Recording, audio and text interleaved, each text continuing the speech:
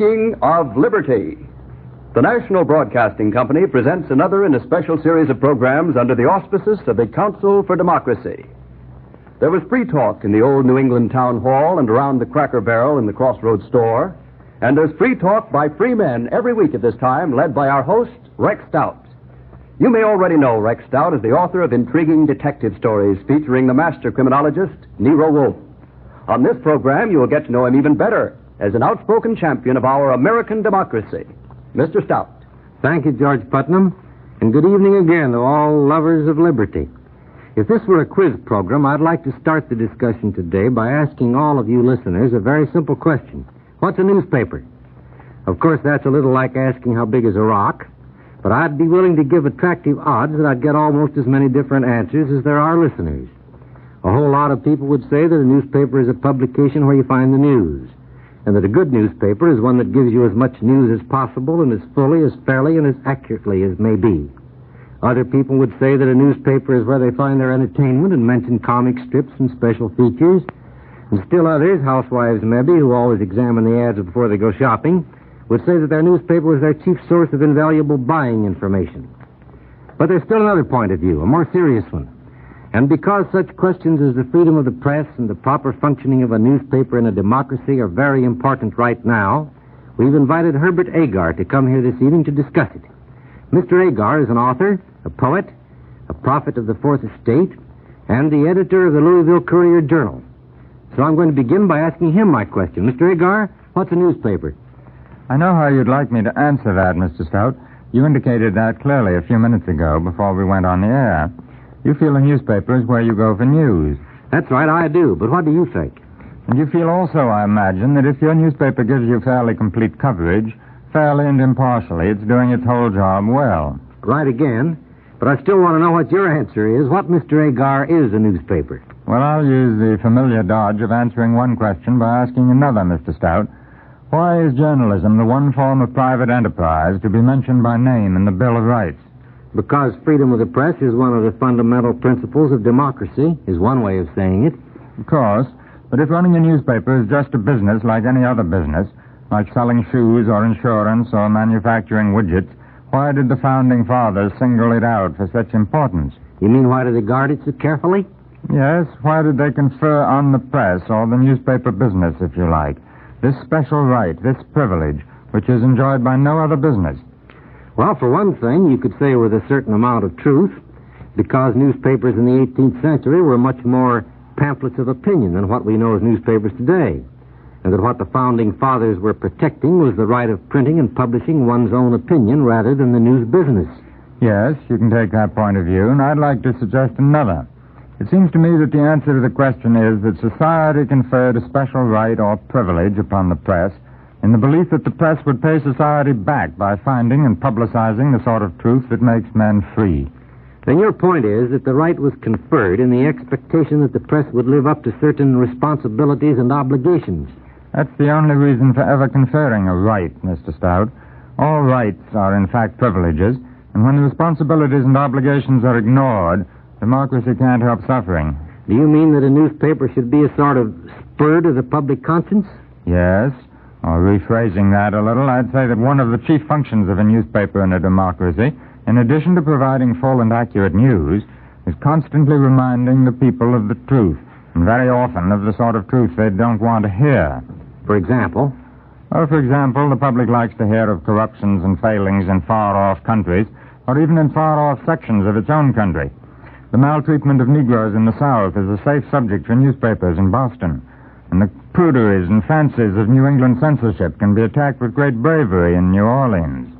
The public doesn't like a daily reminder of problems on its own doorstep, plus a daily reminder of what ought to be done about them. Well, allowing the validity of your idea of the obligations of the press, Mr. Agar, practically speaking, how do you think it has worked out? Not too well. Even the papers which do the best and most honest news covering are apt to be timid when it comes to editorial comment, when it comes to interpreting the news in the light of what ought to be happening if we were living up to our American ideal. The papers tend to encourage us in complacency, which is a dangerous mood for a democracy. I think this failure of the papers to do the hard job is one of the reasons for the state of democracy today.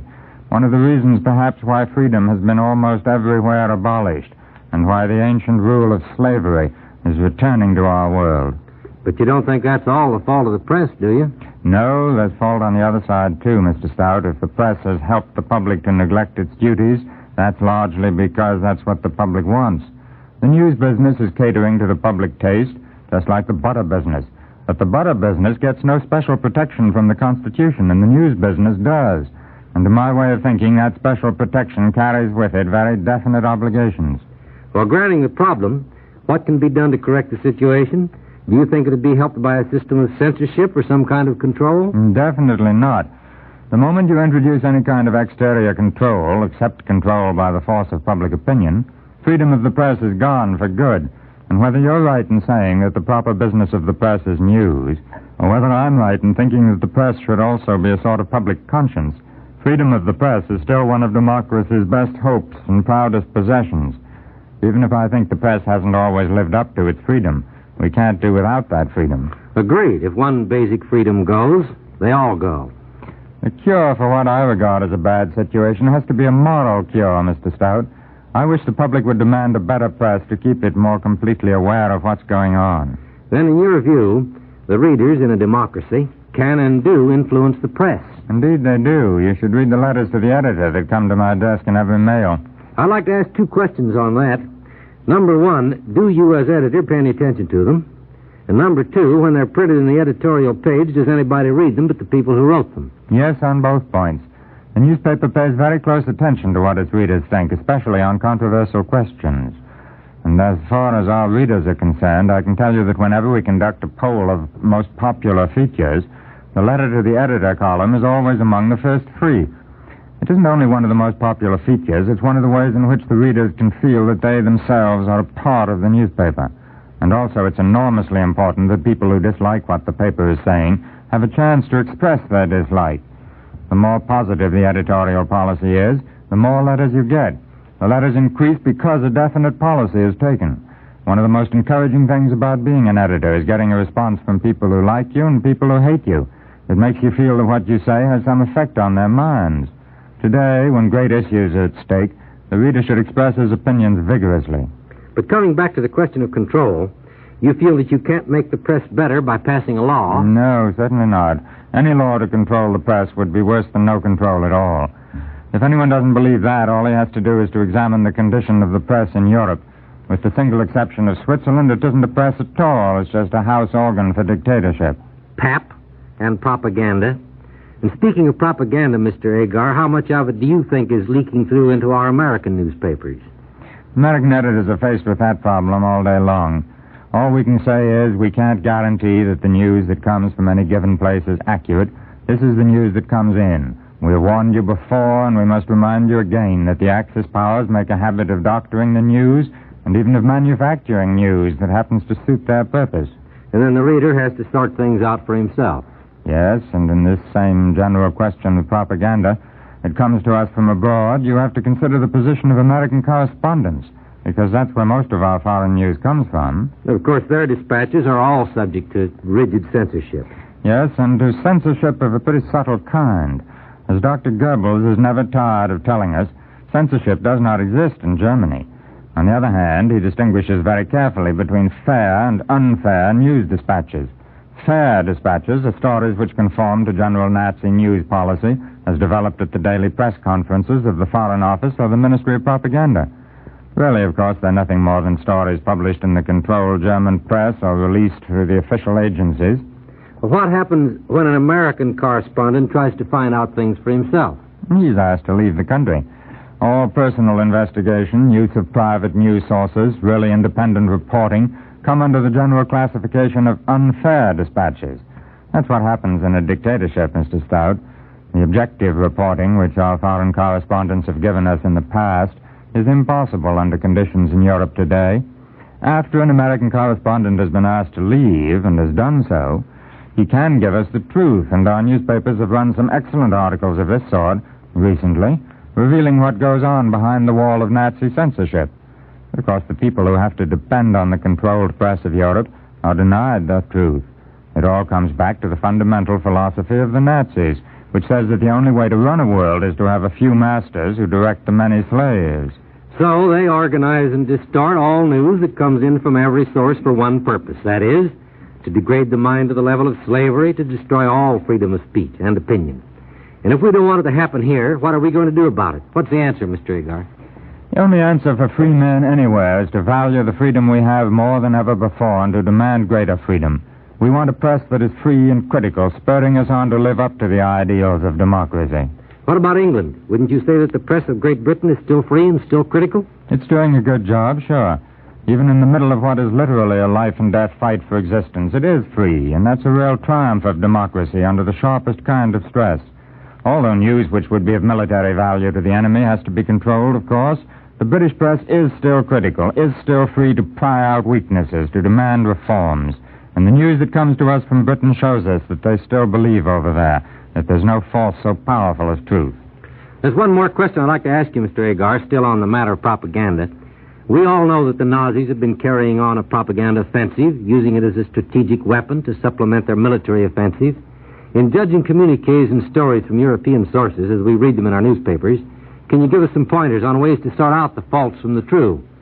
Well, every story with an Axis dateline has to be read pretty warily with their objective in mind, to create dissension here in America and doubt of democracy's power to resist fascism. There are certain phrases which are used again and again in their references to this country. Pluto-democracy, American imperialism, for example. They try to promote disunity among groups and classes and distrust of our leadership. Their comments on the president's speech last week were designed to show that there was very little popular support for his stand and that America is filled with tension and discord. Yes, and of course it isn't only stories with Axis datelines that should be read warily. For instance, all large American papers have a representative in Washington, and their stories naturally tend to reflect the attitude of the paper in national and international problems. Newspaper reader needs to be on guard everywhere, and he also should read widely in order to get the whole truth. I think the news coverage in many of our papers is good, and it's getting better. I think in a number of our papers the attempt to be impartial in news-telling is fairly steady, and it's getting steadier. But I think the editorial policy, not only in editorial comment, but in the choice of the sort of news that is safe to comment on, tends to be timid and vacillating and dangerous to democracy at this hour of democracy's agony. I don't think, for example, that the press has done its job in keeping the American people steadily aware of the mortal danger to America today. I think most papers know more of that danger than they call attention to, because people don't like to hear too much bad news. The press, thank heaven, is still free. And because it is free, it can help to save America. But not by helping to make America feel more safe than the facts warrant. Complacency has often been the death of freedom. Thank you, Mr. Agar. Ladies and gentlemen, our guest this evening is Herbert Agar, editor of the Louisville Courier-Journal. This is Rex Stout saying goodbye until next week.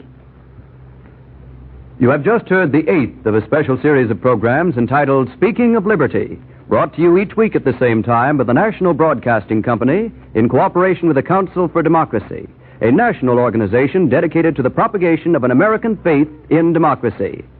Next week, Rex Stout will bring Max Eastman to the microphone.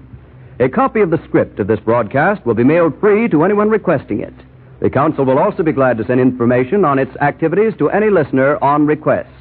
Please address your letter or your card to the Council for Democracy, 285 Madison Avenue, New York City. Speaking of Liberty has been presented as a public service by NBC and the independent radio stations associated with the Red Network of the National Broadcasting Company and has come to you from the RCA Building, Radio City, New York.